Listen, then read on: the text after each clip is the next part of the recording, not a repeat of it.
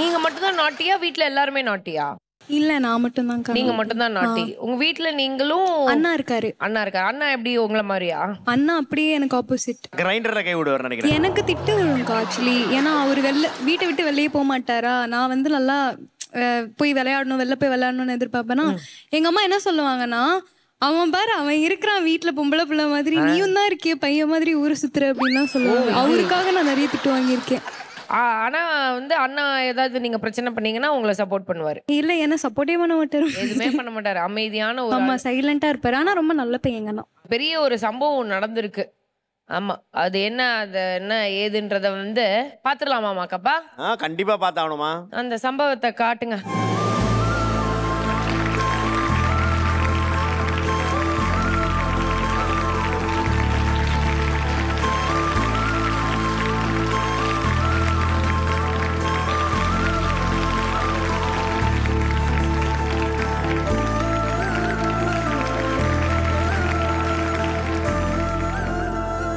எல்லாருக்கும் எனக்கும் இது என் அண்ணா. இவர் பேரு சந்தோஷ்.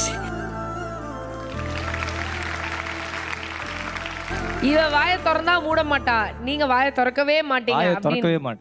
சப்போர்ட்டும் பண்ண மாட்டாரு, ஒண்ணுமே பண்ண மாட்டாரு, நியூட்ரலா இருப்பாரு அப்படின்னா. பட் அப்படி இல்ல, சப்போர்ட் பண்ணது அவங்களுக்கு தெரியாது, கூட இருக்கவங்களுக்கு தெரியல நான் எவ்வளவு சப்போர்ட் பண்றேன்னு. அந்த மாதிரி இவ்வளவு நாள் வந்து வந்ததே கிடையாது. This is the first time இல்லையா? செட்ல வந்து ஃபேமிலி பார்த்திருக்கோம், ஆனா உங்களை பார்த்ததே கிடையாது. இன்னைக்கு வந்திருக்கீங்க. Thank you so much for joining us. பாக்குறீங்களா உங்க தங்கச்சி பாடுறதெல்லாம் டிவில? டெய்லி பாப்பேன். கூட இருக்கவங்க யாருக்குமே தெரியாது இவங்க என் தங்கச்சின்னு. சொல்லிட்டு அவங்க எனக்காக போய் சொல்லிடுவாங்களோ நல்லா பாடுறாங்க அப்படின்னு சொல்லவே மாட்டேன். அவங்களோட ஒருத்தர் வந்து பார்த்துக்கிட்டு இவ்வளோ பெருமையாக பேசுகிறாங்களா அப்படிங்கிற ஒரு லெவலும் சந்தோஷப்பட்டேன். அந்த மாதிரி